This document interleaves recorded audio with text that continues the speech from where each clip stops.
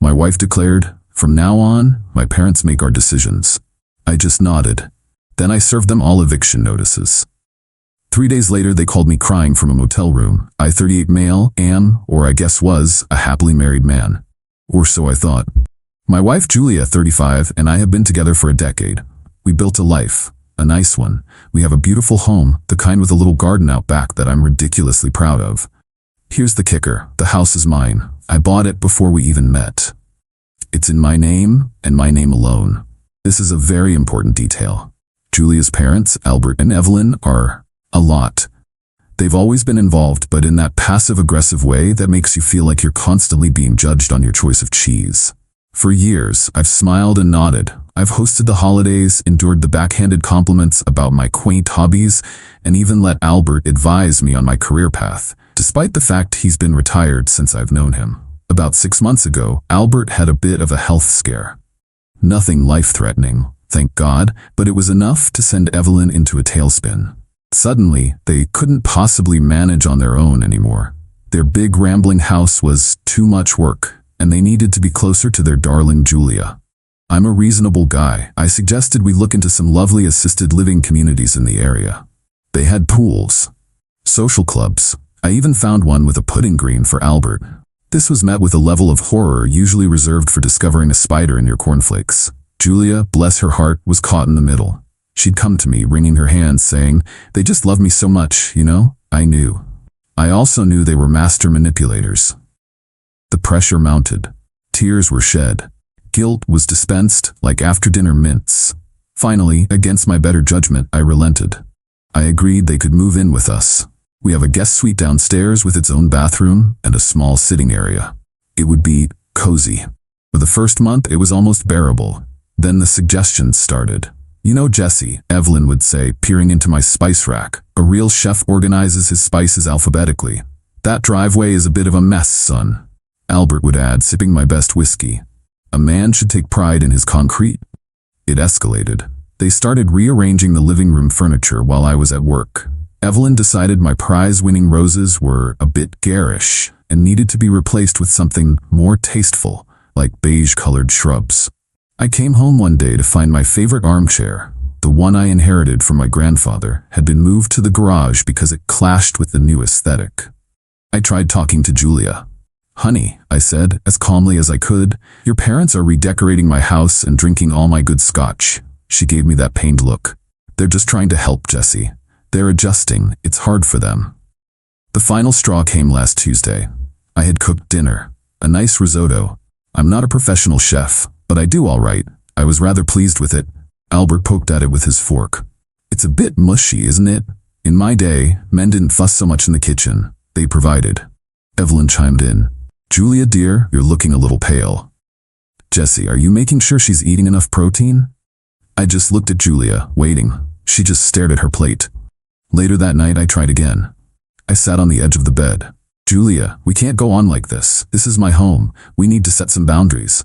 She finally looked at me, and her expression was one I'd never seen before. It was resolute. "I've been thinking about that," she said, her voice eerily calm. "And I've made a decision. My parents have been through a lot. They have wisdom and experience that we just don't have." I waited. "From now on," she declared, "my parents make our decisions. All of them. Financial, household, everything. It's for the best. They know what's right for us." I swear, the world tilted on its axis. I stared at her. At this woman I thought I knew. I saw her in-laws' smug satisfaction reflected in her eyes. I saw a future of beige shrubs and mushy risotto and being told how to be a man by a guy who hadn't worked a day in 20 years. Something inside me didn't break. It clarified. The hurt was there, a sharp cold spike in my chest, but it wasn't a hot, raging fire. It was a block of ice. I looked at her, at the stranger wearing my wife's face, and I just nodded.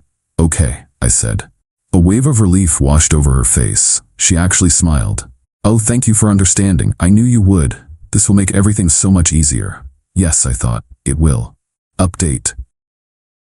Well, folks, it's been an interesting 7 days in the People's Republic of Albert and Evelyn. Thank you for all the support on my last post. It's nice to know I'm not crazy. Or maybe I am, but at least I'm in good company. Julia's announcement was like flipping a switch. The subtext just became text. My in-laws went from being guests to feudal lords overnight. The first official decision was made the very next morning. I was getting ready for my Saturday morning bike ride when Albert appeared in the kitchen, wearing one of my bathrobes, I might add. "Jesse," he announced, not asked, "Evelyn and I have decided that your cycling hobby is too dangerous, and frankly, a little juvenile. We'll be selling the bicycle." I just looked at him. My beautiful carbon fiber road bike. My pride and joy. I'd saved for a year for that thing. "Okay, Albert," I said, pouring my coffee. He seemed a little thrown by my lack of argument. "Good. Glad you're finally seeing sense. We'll use the money to buy a proper adult exercise machine. A treadmill, perhaps. Evelyn wants one with a screen so she can watch her shows." Later that day, I found him in the garage taking pictures of my bike. To make the sale go faster, he'd listed it on a community forum for a ridiculously low price. He told me he already had a guy coming for it. I didn't say a word. I just went back inside. The small indignities piled up. Evelyn decided our weekly grocery budget was frivolous and replaced my carefully curated list with one that consisted mainly of bran flakes, prunes, and off-brand tinned soup. "It's about fiscal responsibility," she declared, while simultaneously ordering a $200 set of orthopedic slippers for herself using the joint credit card. I saw the charge pop up on my banking app. Julia, for her part, was floating on a cloud of blissful denial. "Isn't this great?" she'd say. "Mom and Dad are taking so much pressure off us." She didn't seem to notice that our home now had the ambiance of a retirement home morgue. She didn't seem to notice the way I'd stopped talking, stopped smiling. She just saw my compliance and mistook it for agreement. But here's what they didn't see. They didn't see me on my lunch break, meeting with a very brisk, very efficient lawyer. I didn't just see a property lawyer. I saw one who specialized in divorce. I explained the situation with the house deed and the recent declaration. Her eyes widened. "Document everything," she said. "Every receipt, every conversation." They didn't see me later that afternoon opening a new bank account at a completely different bank. They didn't see me methodically rerouting my direct deposit to this new account. They also didn't see me log into our joint credit card account. I didn't report the slipper purchase as fraud. It wasn't, technically. But I did lower the card's spending limit to the bare minimum. And most importantly, I removed Julia as an authorized user. The request would take 24 to 48 hours to process. Her card would soon be just a useless piece of plastic. The best part? My little moment of quiet rebellion. Albert, true to his word, sold my bike. Some kid got a fantastic deal. Albert was so proud of himself. He handed me a wad of cash. "Here you go, son. The proceeds." He'd managed to get about a quarter of what it was worth. "Thanks, Albert," I said, and pocketed the money. That night, after they were all asleep, I went online. I found my exact bike, a newer model, in stock at a shop a few towns over. I used the cash Albert gave me as a down payment and put the rest on a new credit card I'd opened that day. It's being delivered next week. To a P.O. box, of course. Julia came to me on Thursday night. "Jesse, my card isn't working. I tried to buy groceries and it wouldn't go through." "Oh," I said, looking up from my book. "That's odd." "And Mom's slipper order was canceled. The company said the payment failed. She's really upset." "Huh. Weird." She looked at me, a flicker of something, annoyance, suspicion, in her eyes. "Is everything okay with our finances?"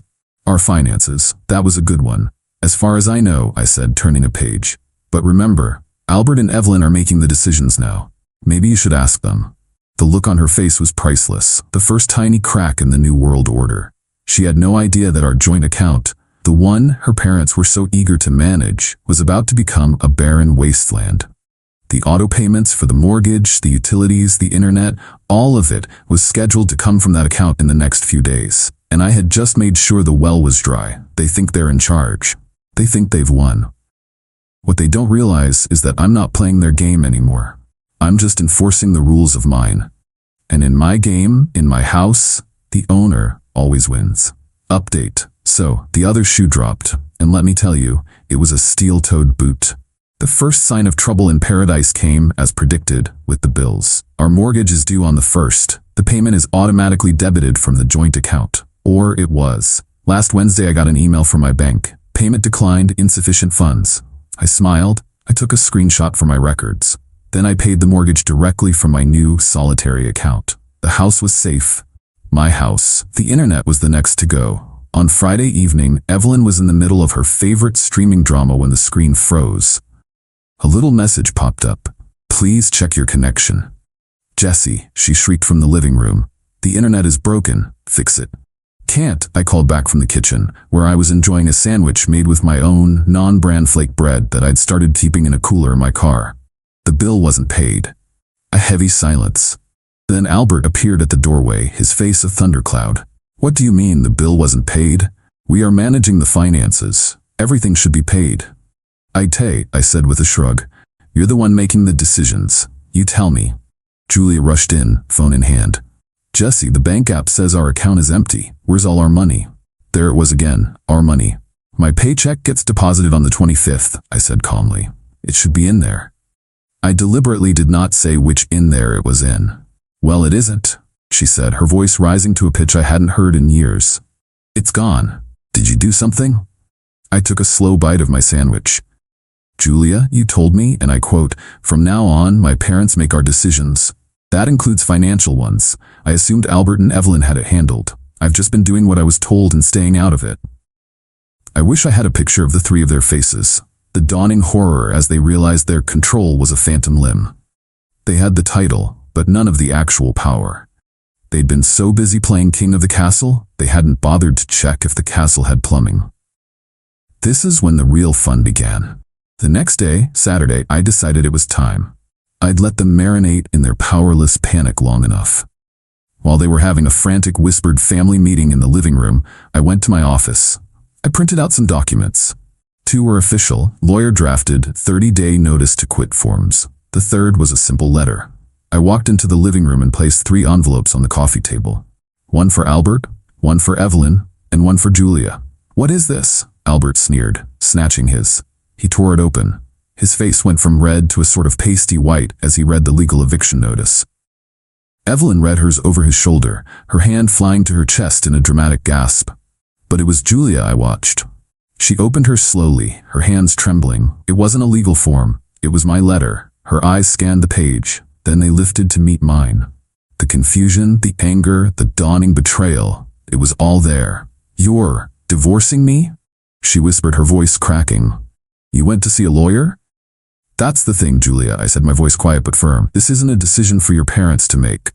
This one is mine. I've retained counsel and will be filing on Monday."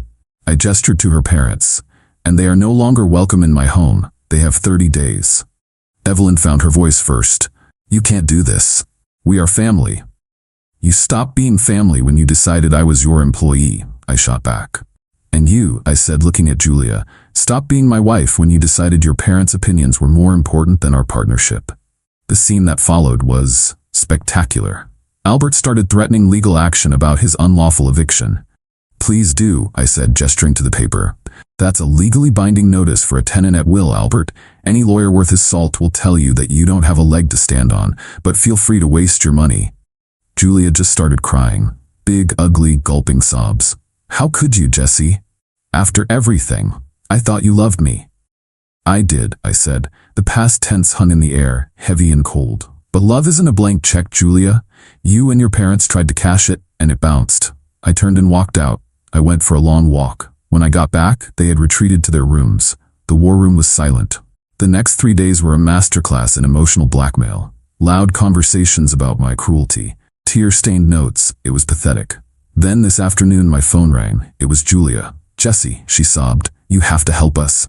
"Why?" I asked. "What's wrong?" We're at a motel," she choked out. "The Happy Traveler Inn off the highway. The power got shut off this morning. Mom couldn't handle it. We packed some bags." I had, of course, paid the electricity bill for my new account, but I had also called the power company to have the account's responsibility formally transferred to my name alone. I suspect the request triggered a bureaucratic mix-up that led to an early shutoff. A happy accident.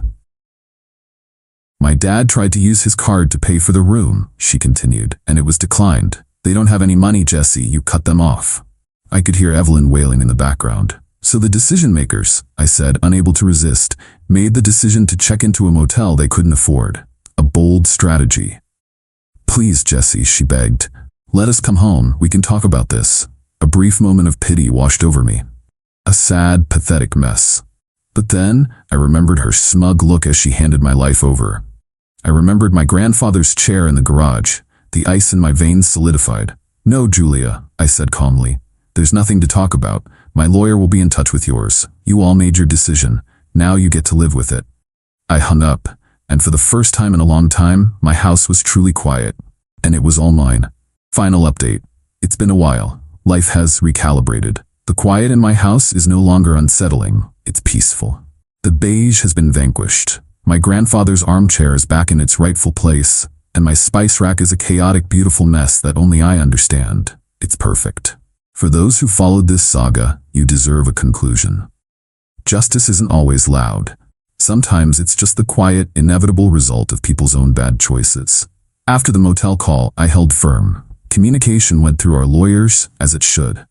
Albert, true to form, tried to sue me. He filed a claim for unlawful eviction. The court date was last month. I showed up in a suit. He, Evelyn, and Julia showed up looking haggard. He represented himself, blustering about his rights. My lawyer calmly presented the deed to the house and the complete lack of any lease agreement. The judge, a woman who looked like she'd seen it all, dismissed his claim in under 10 minutes. The divorce was the main event. Julia's lawyer, likely at Albert's insistence, tried to argue for a significant portion of the house's value. It was a non-starter. My lawyer pointed to its status as a premarital asset. She also filed a motion arguing that Julia's actions, effectively abandoning the marital partnership to install her parents as heads of the household, constituted a form of constructive desertion. The judge agreed. While Julia was entitled to a portion of the assets accumulated during our marriage, she had no claim on the house itself. The judge also granted my lawyer's petition for exclusive possession of the marital home pending the final decree. Legally, Julia had to leave. The fallout for them was swift. Broke and with no legal leg to stand on, they had to retreat to some distant cousin of Evelyn's who lived 3 states away and apparently had a basement they could inhabit. The divorce was finalized last week. I was not unkind. I didn't want to destroy her, just detach her from my life. She got enough to get a small apartment and start over. I kept the house, my savings, and my sanity. I heard through the grapevine that Julia's new life is not the idyllic family unit she envisioned. Shocking, I know. Apparently, when you're all crammed into a damp basement and there's no one else to blame, the cracks show. Albert and Evelyn's wisdom has soured into constant bickering, now aimed squarely at Julia. She's their caretaker and their scapegoat. She got what she wanted. She's with her parents, and they are making all her decisions. Do I feel guilty? Sometimes, a flicker. Late at night, I remember the woman I fell in love with. But then I remember her standing in our bedroom, her eyes cold as she casually handed over my autonomy. That wasn't a partnership. It was a hostile takeover. I just happen to own the building. I don't hate her. I don't have the energy for it. I just don't know her. And I don't want to. The other day, I took my new bike out, the one I bought with the money from the old one. I rode for hours, further than I had in a long time. The sun was on my face, the wind at my back, and I was moving forward, by my own power, on my own path. And when I got home, the only person there to greet me was the silence, and it sounded like freedom.